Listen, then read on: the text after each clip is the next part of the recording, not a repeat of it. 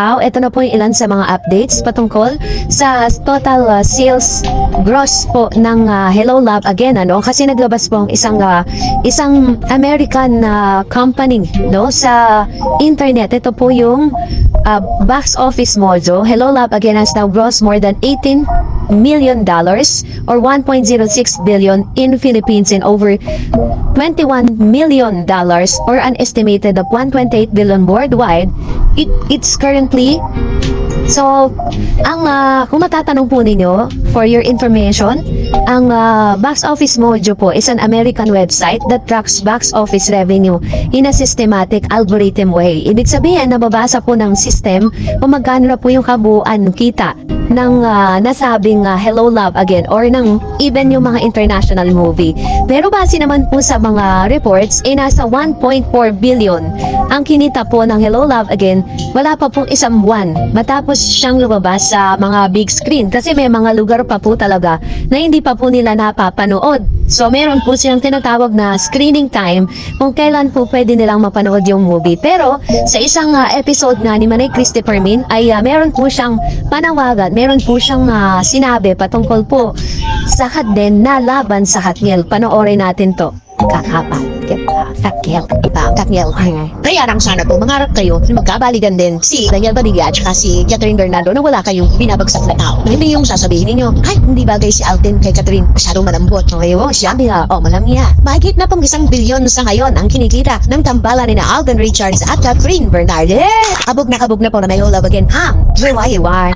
Yan ang ilan sa mga komento ni Manay Christopher Min sa kanya pong YouTube channel na ipinost ngayong araw, kung saan pinagtatanggol niya po si Mr. Alden Richards laban sa mga bashers na lumalabas, at isa rin sa mga napag-usapan online ang komento ni Sian Dasa laban kay Alden Richards. Sabi niya po sa kanyang Facebook page sa comment section, noon hindi ako interesado ngayon interesado na, mukhang maganda, sabi niya, matapos nang mapanood ang Hello Love Again. Sabi niya pa, papanoorin ko lang yan kasi gusto kong malaman kung makakasira ba sa karir nila ang adult scene na yan. Promise, yun lang talaga, pero curious ako, sabi niya.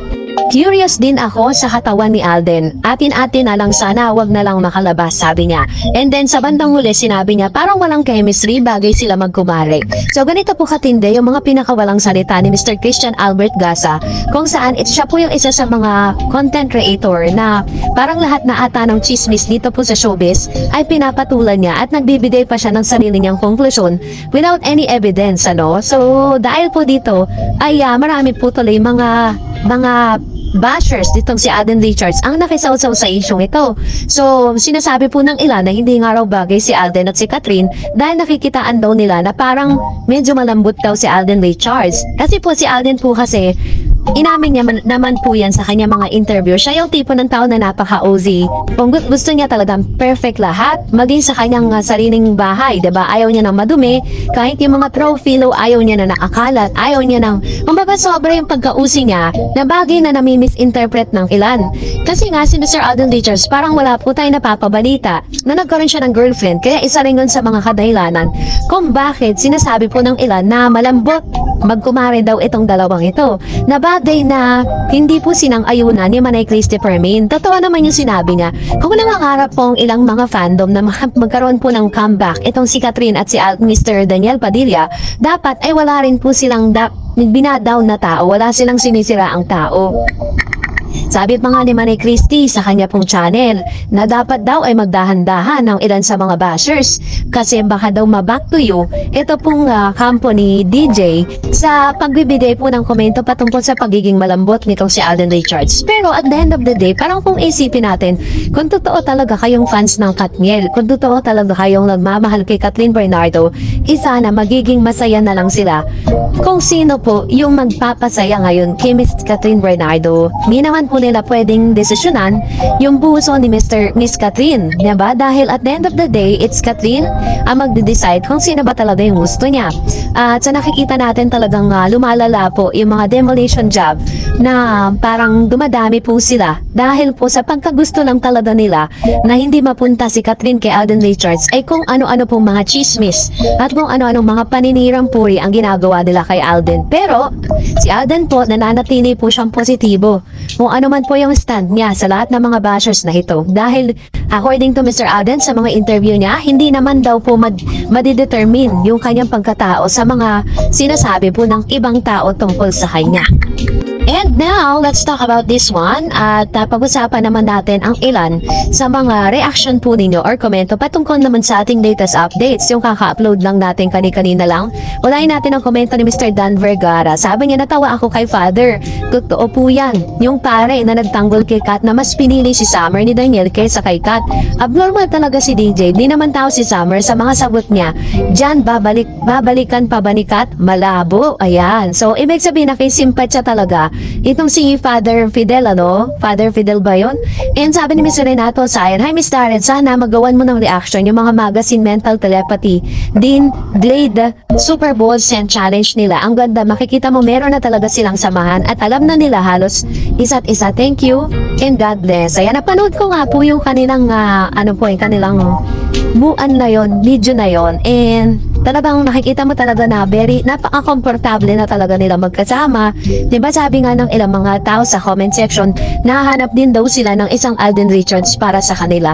Sabi ni Miss Carmi M, lagi akong nag-aabang sa mga updates mo, Miss Darrens. I was watching when you read my comments. Thanks and God bless us. Thank you, ma'am, si Carmi M, sa inyo pong comments. Of course, salamat din po sa inyong palagi ang panonood. And sabi ni Miss Elenita, yes, lovely couple cut din. God bless you both. Sabi naman Miss Monica Acob, yes Miss Darrens, napanood ko din yung comment ni Father. Diba? Nag-comment kasi siya doon, nakakatawa yung mga comments niya that time. Sabi ni Ma'am si Annabel Higida, salamat sa pagsagot sa tanong ko Ma'am Dors. Aabangan namin yan sa Dubai. Yung sa HLG promo nila, bumisita sila sa studio na Who's There? Na Who's There? Yung game nila, ang saya nun. Ano kaya this time? Kasi excited din yung host na baka sa kanilang pagbalik doon. Thank you Ma'am Dors, God bless as always. I know na sa pagpunta po, yung plano pa lang na pagpunta ng Kat din sa Dubai, and dami na pong nakaabang, ano? At talagang, nakaset na po kasi yun. Tinatapos lang lahat ni Tisoy yung kanya mga errands dito po sa Pilipinas. And sabi ni Miss Marites Tan, napanood ko na to kagabi. Salamat Father and Ma'am Darren sa pagmamahal sa Kat din natin. God bless nang marami po sa ating lahat. Thank you Ma'am si Marites. And nasabi ni Ma'am si Divine, those who already married, majority of us knows about it, okay? They are legitimate husband and wife. Although, husband and wife na agad. So, magantay po muna tayo ng kanilang talagang total announcement, diba? Na magpapasaya sa ating lahat para at least legit na legit. And I know, dun din naman po sila papunta. And sabi ni Mr. Joel, sila na talaga kasi kung nilalamig si Kat, dapat mga babae rin ang yayakap sa kanya. Kasi kung magkaibigan nang daw sila ni Alden, yayakapin ba ni Alden si Kat kung wala silang relasyon? Ba nakakaamoy ako ng dito ha? Totoo talaga to. Sabi ni Ma'am Shi Anastasio, happy for Kat din, sila na habang buhay. God bless Kat din and Miss Darrens. Thank you Ma'am Shi.